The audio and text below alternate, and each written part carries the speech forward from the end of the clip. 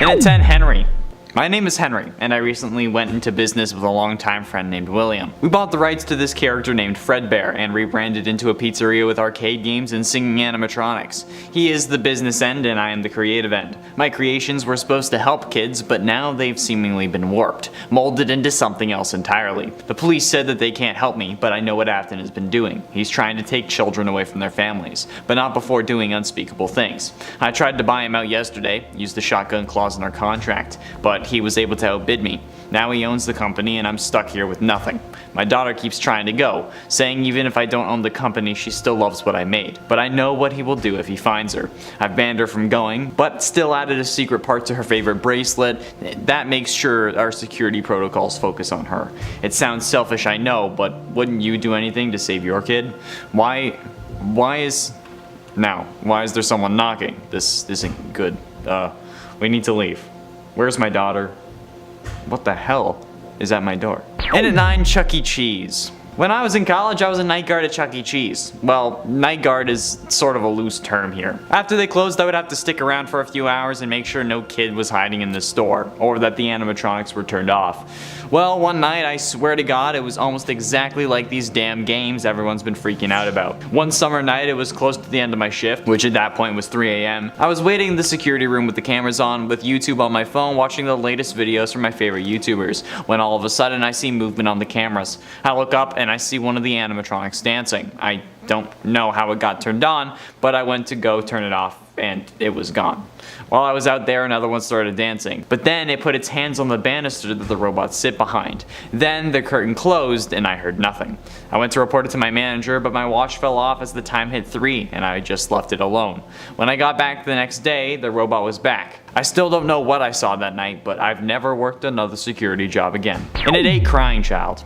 I loved Freddy Fazbear's as a kid. I would go there every weekend with my friends. Our parents would talk over a few beers and everyone was happy. We would play games, say hi to Freddy and the gang, and have the time of our lives dancing with everyone. Until November of 1996, when our lives got changed forever.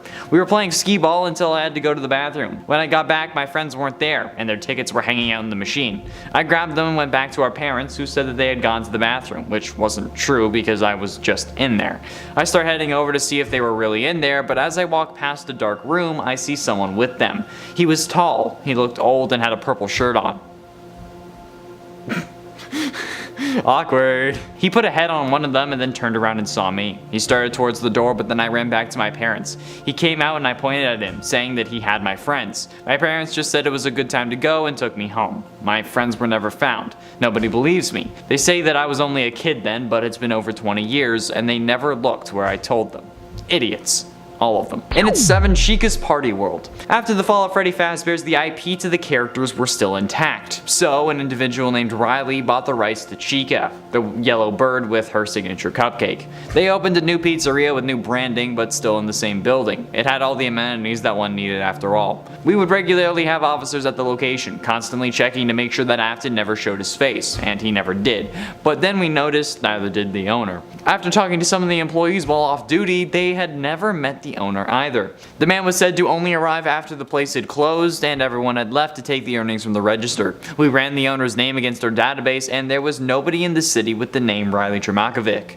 So after obtaining a warrant, we discovered what we had feared the most. Riley was an alias for one William Joel Afton, who, after running this business under the alias, had used it to kill 15 more kids in the span of 1 week. All after hours, and all after following a pink chica around back after they had gotten home. Suspect was arrested at 11:36 p.m. on Tuesday, June 18, 1996 by arresting Officer William Clayton. And at 6, Springtrap.exe.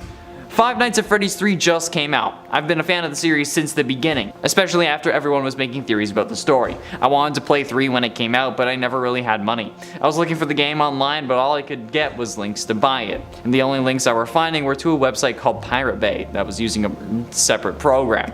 I tried installing the program to get the game and it worked for a while, but instead of being called Five Nights 3, it was called Springtrap. I guess it was to make things sneakier maybe? I loaded the game when it was installed, but this wasn't a Five Nights game. The game only had Springtrap on the menu, and I knew who he was because of all the theories online, and he was staring at me. But his eyes always followed me. Not my cursor, but me. I loaded the game and I was a security guard, but instead of being in the security room, I was in the main door to the place. Text faded onto the screen saying escape, and I heard things fall behind me. I turned around and nothing was there. I tried opening the door, but the door was locked, and I needed to find a key. I went to the first room I saw and it was a closet. There was nothing in there, but as I turned to leave, Springtrap was standing behind me. He stared at me for what felt like forever before walking out of sight. I exited the room and checked the others, and there was no key at all. As I headed back to the main room, Springtrap was there at the door, standing in front of it with a key around his neck. He takes it off and gives it to me. I open the door, and as I walk out, he says, "I always come back." Then I get pulled back inside, the door slams, and Springtrap starts tearing me to shreds. The game deleted itself off my computer after that, and I haven't looked for it since. It's understandable. Halfway through into number 5, it's me. I am not Chica, I am not Freddy, I am your worst nightmare, hello, it's me. I am not Foxy, I am not Bonnie, I am coming for you, hello, it's me. The faster you go, the louder I shriek, that's how you know it's me. And when you feel cold and only see gold, then you'll know I have your soul. And at 4, sound disc. I finished watching all the theories on FNAF, they were so interesting, and I loved the thought behind the sound discs. See, for the past few nights I've been seeing things like my golden Freddy plushie walking and my stuffed Bonnie jumping on my bed. But ever since seeing that, I'm worried that it will get worse.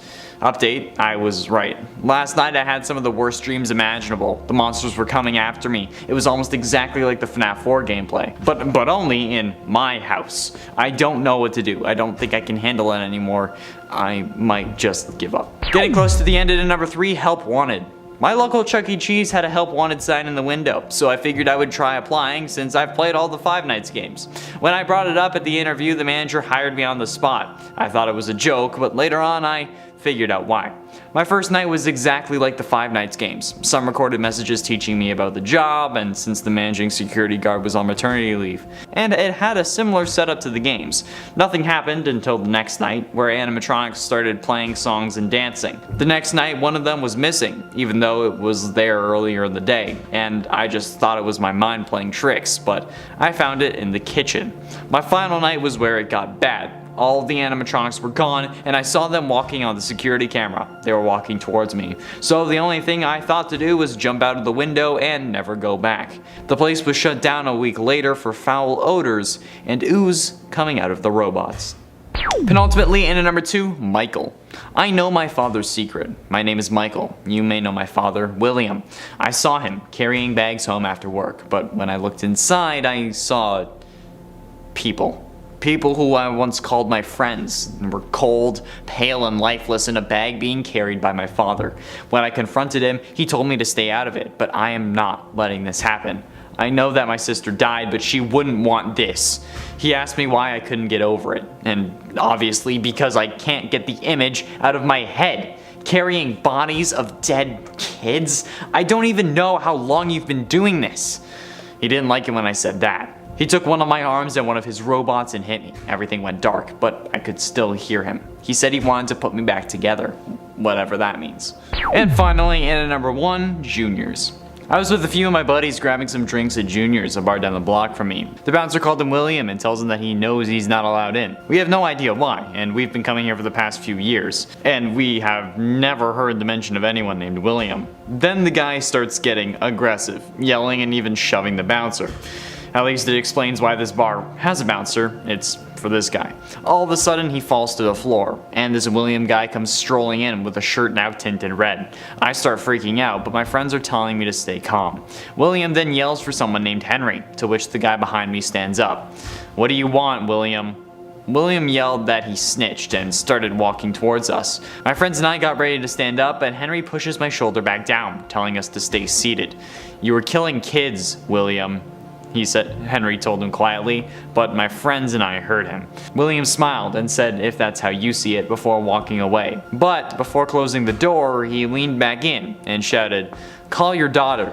Tell her I say hi," before walking outside and waiting at his car. Henry does, and he doesn't get an answer. That's when my friends and I spring into action. We run outside and see a clown standing in front of us. She looks shiny and has orange pigtails and was way taller than any of us.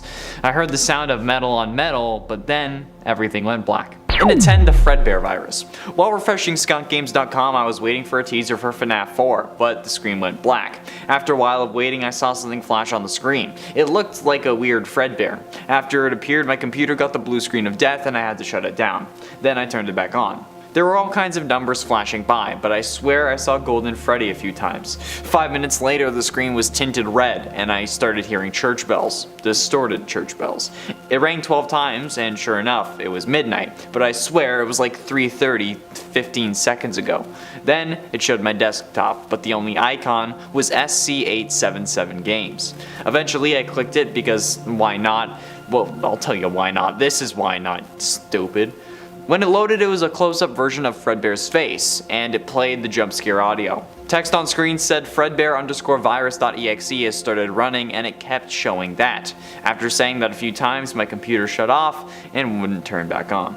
In at 9, why me? I was having a birthday party at one of the most fun places on earth. My parents were finally letting me have my 6th birthday party at Freddy Fazbear's Pizza. When we got there, my friend Brian was already there. I yelled hi and he yelled hi back.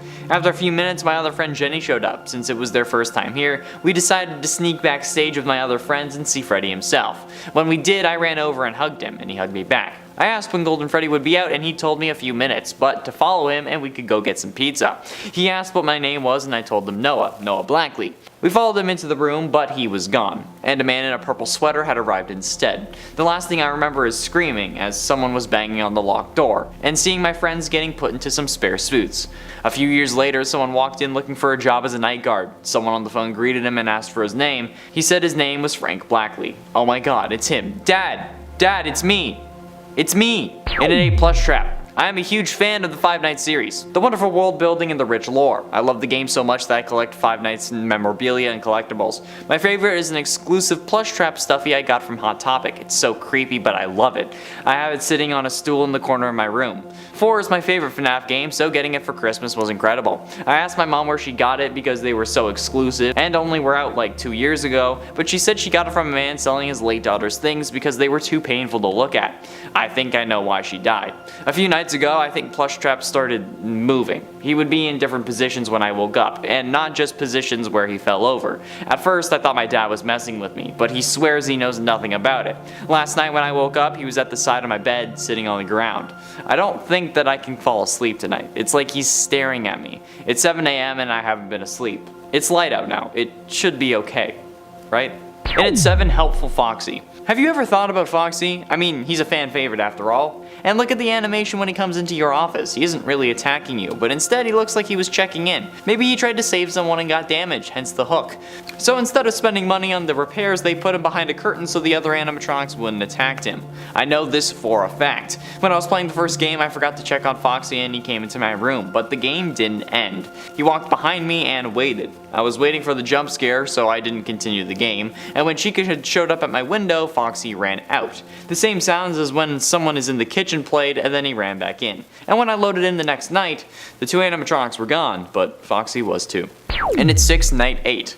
I thought this game was 5 Nights at Freddy's. When was there a bonus 6th and secret 7th night? What's this then? A nightmarish night 8? Well, for those of you crazy enough to still like the series, I guess you'll be excited. I finished night 7 and there was an option to continue, and it brought me here. I don't know how difficult it will be, but I'll let you know after I try. Update, I just finished the night. It took me 3 hours and multiple attempts, but I did it. The night was crazy, all animatronics coming at all times, extremely fast. Even Foxy had to be checked on every 5 seconds to keep him contained. I figured out if you don't check the hallway though, they can't register Foxy in your office, so I pulled that trick and it worked. Time to get some sleep. I realized how dark it was outside. The next day, night 9. What is this game? I don't even remember waking up, let alone there being any mention of any night past 5. Whatever, I might as well play it. I need to get to the bottom of this. Night 12? How many nights can there be? It's gotten so bad all I can remember is this game. Whenever I can register what's going on, I'm at my computer playing in the middle of the night. Wait, now I'm really focusing and I don't see my computer. It's just the office.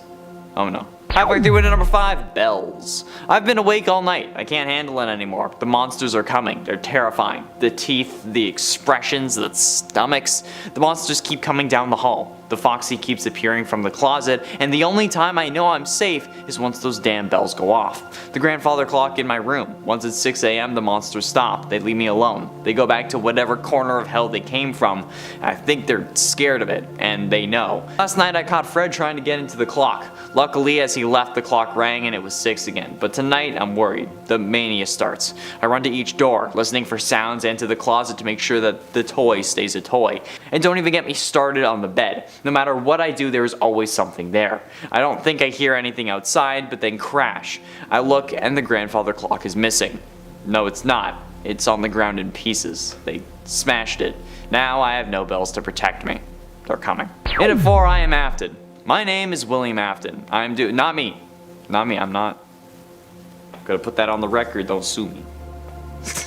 My name is William Afton. I'm doing my best to try and handle what has been happening to me because I'm stuck in hell. I've been cursed for my attempts to put my beautiful boy back together. Now the creatures I created in order to aid that goal have been sent to torture me for no reason. Anyone would have tried to save their child, and if they had my technology, my mind, my brilliance, then they would have done the same as me. I keep getting told about the one I should not have killed. I was the one who was killed. My boy was my life. His life was directly tied to mine, so of course I tried to get him back. How dare you try to punish me for that? Leave me to my demons. Getting close to the end into number 3, poster. I am an artist, and being a fan of Five Nights, I also make FNAF fan art. One of these pieces is the crying child poster on the walls from the first game, and after hanging it up on my wall, it also seems to be too accurate. After hanging it up, it started changing like the ones in the first game. My parents think I'm just changing it weekly, and honestly I wish I was, because this is terrifying. My parents moved it into my room since I was changing it so often, and now I have a haunted painting sitting next to me while I sleep. Undoubtedly our most vulnerable state. I don't know how to get rid of it. I keep trying to throw it out, but it just shows back up. I guess I just need to handle it, but I don't know if I'll be able to sleep. Penultimately, in at number 2, Golden Freddy. I got a Golden Freddy plush my last time at Freddy Fazbear's. My dad and I were working so hard to make enough tickets to do it, and we did. My plushie is my new best friend. I take him everywhere. I take him to bed, to school, to daycare. It's been my only friend for the last few months, but recently things have been getting scary. It started glowing. His eyes have little red lights going on, but I can't be sure why. There also has been a man that I keep seeing. I see him at school, I see him outside daycare, and I see him outside my bedroom window. My dad never believes me. He thinks the big kids are trying to scare me, but I don't know anymore. Now Golden Freddy's talking to me. He says battery low, and then his eyes went black. What? I showed my dad and he ripped it open, and he found something inside. He smashed it, but I know what it was. It was a camera. I just don't know what it was doing in there. And finally, in at number 1, stuffed. Me after pizza.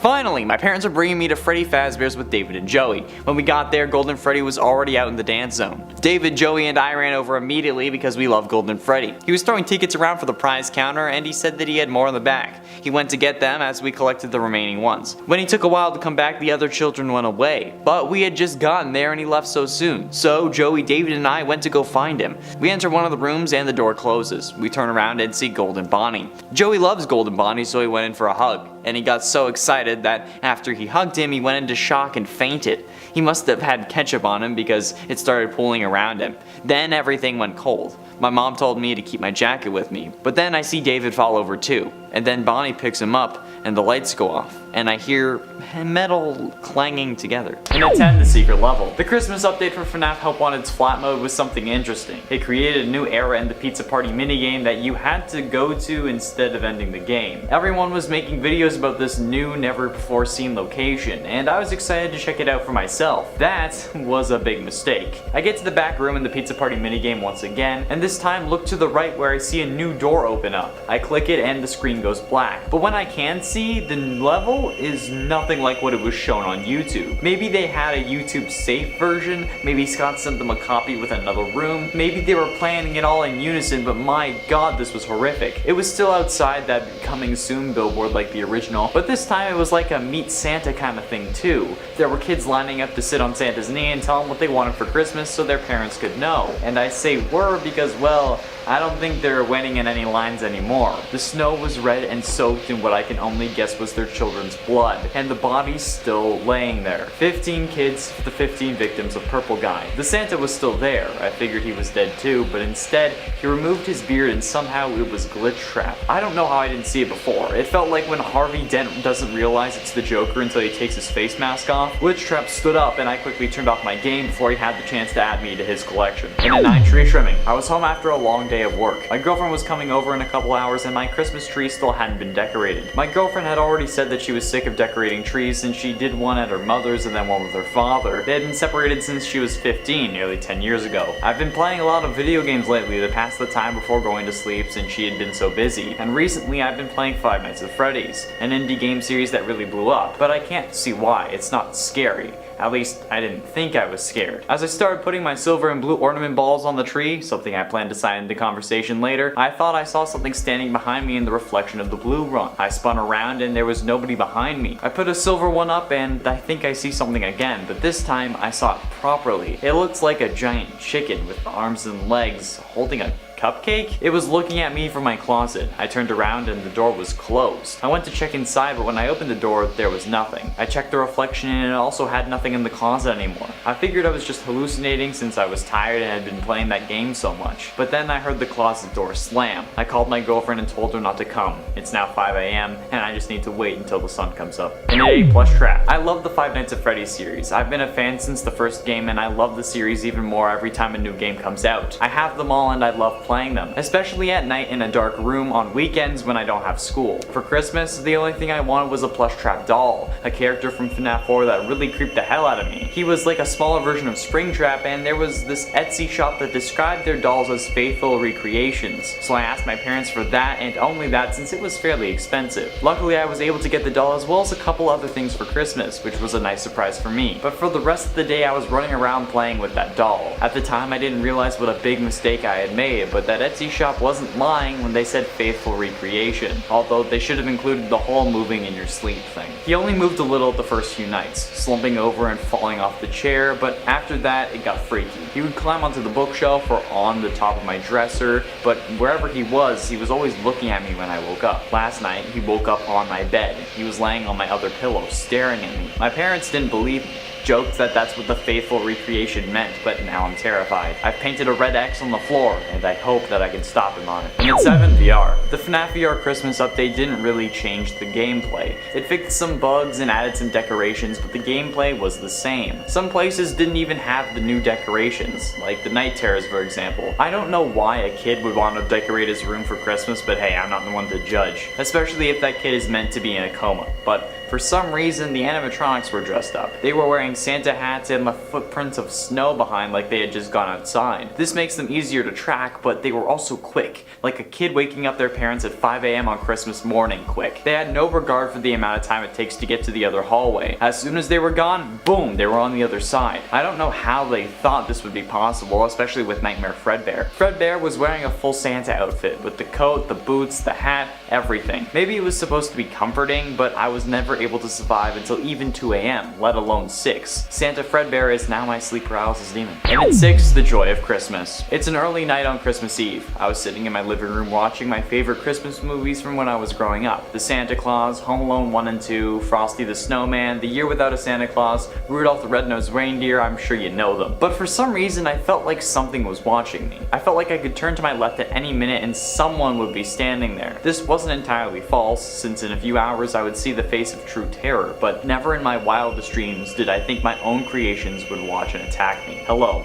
My name is Scott Coffin. You may know me as the creator of the Five Nights at Freddy's series, but this isn't an update, this is a goodbye. You see, a few hours after finishing the Santa Claus with my family, they went to bed, eager for Santa to bring them a bountiful harvest of gifts. But as I placed them down under the tree, I look to my left and see a big purple foot, as clear as day. I knew that foot. It kept me up constantly while I was making the first game. It was meant to be blue, but the lighting made it look weird. Bonnie. I stand and see the others are not too far behind. They look mangled, destroyed, as if they had to climb through hell itself in order to escape the game world. When the other 3 arrive, Bonnie breaks the window and they pile in. They knew this house as well as I did. I guess they were created by me, so it makes sense. I quickly barricade my children's room in a futile attempt to save them from the unhindered wrath of my creation, but I know they're safe. They're here for me. Halfway through number 5, Twisted Christmas. I was out late playing with my sister. Well, it wasn't really that late. It was 9 p.m. and we were still sledding. We eventually fall off the sled and stand up. My sister threw a snowball at me, so of course we had a full-out battle. I couldn't just let her do that. But that's when the snow started moving. We ran on top of the hill to get a better view, and some patches of snow had started shaking as if they were alive. Eventually the snow falls and we see what's really going on. Robots climb out of the holes in the ground like a horror movie. They were old and rusted, like they hadn't been out of the ground in 40 years. They were moving slowly since they were old and cold, but there were many. A bear, a fox, a wolf, and what I think is supposed to be a rabbit. They were horrifying. And then they saw us. They all looked at us in unison. These things were like zombies with the way they came at us slowly. My sister was terrified, too scared to move, so I did the only sensible thing. Grabbed her, the sled, and ran. I ran past the school whose hill we were using and the robots were long gone, but that wasn't gonna stop me. I kept running as fast as I can all the way home. When I got there, I noticed that I had the sled, but not my sister. I swore I grabbed her. Where the hell did she go? It had 4 houses on the hill. There was 1 house left on Santa's Christmas route. It was alone on a hill in the middle of what seemed like nowhere. There was an old rundown barn in the distance at the bottom of the hill, but other than that and a driveway, there wasn't really anything else. This was the last one, the Aftons. Michael had been naughty, so he was getting coal. However, his little brother had been through so much. Santa lands on the roof and climbs down the chimney, but this was a longer climb than usual. When he gets out, he seems to be in the basement, surrounded by robot parts and a giant vat of some boiling liquid. It looked like hot metal, but Santa could feel something else coming from it. It felt like the metal was crying. He was about to turn around when he heard the click of a shotgun. "Who are you and what are you doing down here?" a deep voice said. "Haven't you ever heard of Santa Claus, William?" Santa said. "Put the gun down and let me go." William started lowering the gun. Bang! Shot Santa. Getting close to the end into number 3, presents. My dad and stepmom were weird. They always had some quirk that they had to include in the Christmas gifts, whether it be wrapping boxes in boxes, or if it be wrapping the gift multiple times with different wrapping papers only to watch us and get a chuckle every Christmas morning. This year they chose to put everything in those wind-up boxes that's like a mini jump scare. Like the ones that play Pop Goes the Weasel and shoot out a clown. They said that they replaced the clowns and that if we wanted our presents we'd have to work for it. One of them also still contained a clown, and if we found that, then we'd get an extra special present. My brother and I went through all the different boxes trying to find the clown. I opened 4 and he opened 3 before he found it. When he found it, my dad brought out an extra big box. It wasn't gigantic or anything, but it was around 50% bigger than the others. He said that we had to open it together, so that's what we did. Dun dun dun dun dun dun dun dun dun dun dun. As soon as it popped out, it jumped at us. This weird decaying doll that looked like a malformed rabbit. My brother and I ran scared, but it grabbed his leg and started clawing at it, drawing blood and making him scream. Eventually he stopped, and then it was on to me. As I lay there, bloody and dying, I looked up to see my father bring in 2 more robots, aside from the one that was our stepmom, one with a golden head and the other with orange pigtails. I never understood why he was so obsessed with those things, but I guess that's what I get for being an Afton. In it too, winner winner. 'Twas the night before Christmas. The whole gang was gathered. The bunny, the fox, and even the mallard. With the stockings hung by the chimney with care, we were in the home of Freddy Fazbear. The pizzeria was silent, as quiet as ever. They had but one chance for a final endeavor. They grabbed at the chicken so fast and so quick, they put her in the oven and cooked up the chick. When she was done, oh it was so tasty, they ate chica fast, and they had to be hasty. For the security guard with his new badge was due, he had been working there for about a day or 2. He arrived on the scene to find such a cluster, so the animatronics gathered all the strength they could muster. He ran to his room, he shut the doors hard. Let's go back to the stage and play the off card. They returned to their station and stood very still. He opened the doors and thought he was safe until they came at him with frivolous force. He was there for 5 nights, then ran as fast as a horse. Finally, in at number 1, Puppet. It was Christmas Eve. I was so excited I couldn't sleep. I was lying in bed until I could fall asleep, but no matter what, I couldn't. Eventually, I heard footsteps on the roof. Santa was here! I had to fall asleep quickly, otherwise he would leave. I quickly shut my eyes, but as I do, I feel a hand on my shoulder. I look up and I see what I think is a puppet. It had no eyes, red cheeks, and purple streaks down its face. It motioned for me to follow it. I figured it was trying to help me see Santa, so I did. We get down to the living room and I look to the tree. No Santa. I get upset because he must have left, but I hear something in the chimney. I jump for joy, but the puppet moves in front of me. As I look around to see Santa, something else comes down the chimney. It looks old and torn and dirty, like it had just dug itself out of a grave. It looked like a wolf, but bigger and scarier. The puppet moved me back, getting me out of the way, and motioned for me to run out the door. I didn't know what to do, at least until the giant fox came bursting through my back window, carrying the body of my father, who was dressed in a Santa costume. I closed my eyes, then everything went cold. Number 10. Any price. Taylor had always loved Five Nights at Freddy's. They had all the games, their whole room was decorated in Five Nights at Freddy's merchandise, from their bedspread to their dresser to their slippers, but one thing they were missing was a Funtime Foxy mask. Taylor had searched everywhere online to find one, but the only one he'd ever found got away from him. It was on eBay, and after a bidding war for it, he lost. In his rage, he'd managed to find out who got it and sent them an angry message, insisting he would have paid them any price for it. That night, he awoke to hear a loud thud coming from outside his bedroom door. Groggily, he assumed it was the dog and got up to go check. When he opened the door though, he saw an intruder in his home, wearing the Funtime Foxy mask. Any price? They asked him, brandishing a large kitchen knife. Number 9. Payback. It couldn't be real. Funtime Foxy and the others had been locked away for so long. How could this be true? How could they be here? But the purple decaying body before him spoke with a collection of voices. Funtime Foxy is among them. You abandoned us, they said, and now you will pay. And friends, if you are loving this list and you love creepypastas and you want some more creepypastas, be sure to let us know by giving this video a thumbs up. And share your creepypastas in the comments below. I love reading creepypastas. They're fantastic. Such a fun exchange of creative writing.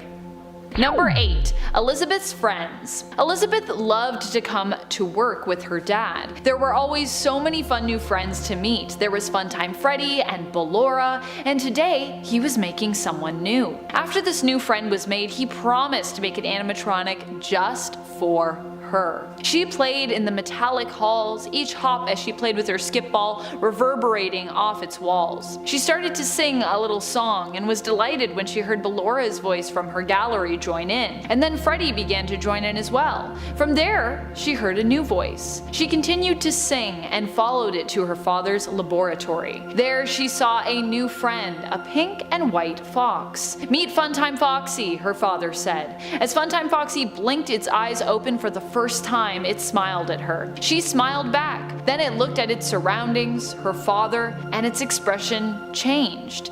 It seemed angry. You have imprisoned us, it said. It reached out and began to choke her father with its strong metal fingers. She watched as his body shook and spasmed. He was gesturing towards something. Elizabeth knew what, but she shook her head, her eyes wide. There was no other way though, she knew. She smashed the button on the podium with her fist. She was sad when Funtime Foxy collapsed to the ground, having been shocked. Somewhere inside her, she knew this was her legacy, and it made her scared. Number 7. All of Us.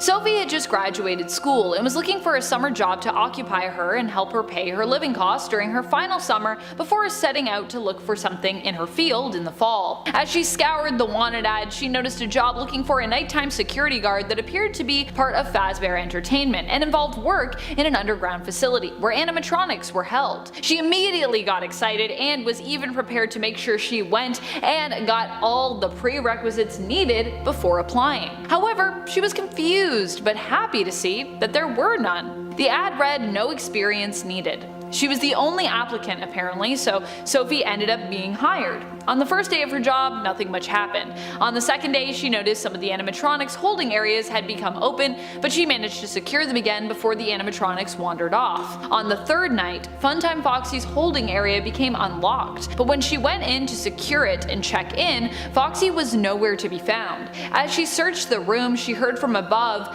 "This is for all of us." She looked up, but could only see darkness squinting in the dim-lit room. She shined her flashlight up towards the ceiling, but did not have time to do anything else as Mangle's face, dripping with blood, greeted her. The animatronic jumped down, mauling her. Number 6. They're Here. Josh was young when he discovered Five Nights at Freddy's. At first it scared him, but eventually he came to love the franchise, even going so far as to draw his favorite characters. He tended to draw Funtime Foxy a lot, but every time he drew Funtime Foxy, his older sister noticed that it appeared as though the animatronic was getting closer and closer in each picture. One night his sister came home to find Josh frantically coloring a page of paper light pink with a line down the middle. "Where's Foxy?" she asked Josh, admiring his work. He looked up at her with tired eyes. He didn't say anything, but merely looked down at the page and pointed. "That doesn't look like Funtime Foxy," his sister replied. Josh said one word: "Close." The lights went out. The room was pitch black. As both Josh and his sister scrambled to get to the lights, Josh reached out and felt a cold, metallic foot. Number 5. Perfect match. Funtime Foxy loomed over the body, looking down at it, hand still dripping with blood. Foxy turned off the recording system within, set it to rewind, and then hit replay. The sounds of screaming came from its voice box. Internally, Foxy pushed pause abruptly, and then tested out this newly saved voice for itself. "Hello, it's me, Jim," they said. The voice they spoke with was a perfect match for their victims. Number 4. I See You. Funtime Foxy has always been my favorite animatronic from Freddy's, so I was very excited when I was at the store with my mom and I saw a new toy on the shelf that was Funtime Foxy themed that I had never seen before. It was almost retro in terms of its appearance, and yet the make and packaging made it look brand new. It was one of those toys that you'd pull the string on and it would launch the figure up into the air. In this case, Funtime Foxy, or as it said on the box, your pal Flying Funtime Foxy. I begged my mom to get it, and because I had recently done well on a test at school, she got it for me. At home, I quickly unpackaged it and took it to my room to play with. Nervously, I held the end of the ripcord, pulling gently towards myself and launching it into the sky. However, once it was up there, it continued to spin with its arms outstretched, not seeming to want to come down. I chased it around my room, calling its name, but it always managed to dart just out of my reach. "I see you," it said, smiling down at me, before flying out of the window. I was sad and confused for a moment, until from the other room, I heard my mom scream. Number 3. Welcome to the party. I had always wanted to go to Freddy Fazbear's Pizzeria, and now my dreams were finally coming true. It was my birthday, and Freddy's also happened to be celebrating its anniversary on the same day, with an unveiling of a new animatronic. Halfway through my birthday, we made our way to the stage for the unveiling. There was a giant pink sheet under the bright spotlight, and Freddy came on. He swiftly pulled it off to reveal an animatronic that he said was called Funtime Foxy. "Everyone say hi to my new friend Funtime Foxy," Freddy chortled. We all smiled and shouted back, "Hi, Funtime Foxy!" But then, something went wrong. Funtime Foxy's eyes turned from orange to red, and their face plates moved back to reveal sharp teeth. Everyone screamed and began to run, but I got knocked backwards. By the time I managed to get back up, Funtime Foxy had found their way to me, holding a cake knife in one hand. "Welcome to the party," they said, raising the knife. Number 2. The Daring Escape. I had never been so scared in my life. I couldn't breathe. The sweat dripped from my brow, and I peered around the corner. I could just make out a flash of white before I pulled my head back behind the dismantled heap of animatronics. They saw me. They had to have seen me. I heard the heavy thud of their feet as they walked around the room searching for me. It was now or never, I thought. If I didn't do something soon, they definitely would find me and then I'd be scooped. I had to make it to the safe house. I couldn't let any of them find me. I breathed in as deeply and quietly as I could before bolting out from behind the heap. What I hadn't realized was that my foot was actually caught in a wire. That fleeting moment of freedom flashed by me as I tripped and smacked my head off the floor. The pile of parts crashing down on top of me, spilling out around me. Funtime Foxy's eyes locked with mine. They had me now. Number 1. Fake Foxy. For my birthday, my dad gave me a surprise, but he said I had to wait for all my guests to arrive before I could receive it. Once all my guests had arrived, a short time passed before the doorbell rang. It must be our pizza, I thought, and I ran to answer it. I swung the door wide open, and standing in front of me was a massive animatronic, who I knew as Funtime Foxy. Their head tilted from side to side as they looked me up and down. I became extremely uncomfortable as it felt like their eyes were laser focused to me. Soon my dad came up behind me and greeted the animatronic. Apparently it was just a hired performer, at least that's how he talked to them. However, when Foxy came inside, from their movements and the clunk of their heavy feet, they didn't sound human to me. They seemed like a real animatronic. The party was awesome, and I slowly started to become more comfortable around Funtime Foxy, even enjoying the presence of my favorite fake animatronic for the day. However, at the end of the party, when Brad's mom came to pick him up, we couldn't find him anywhere. We also couldn't find Foxy, who had apparently left without saying goodbye or without getting paid, according to my dad. All we did find was a bit of blood on the backyard fence.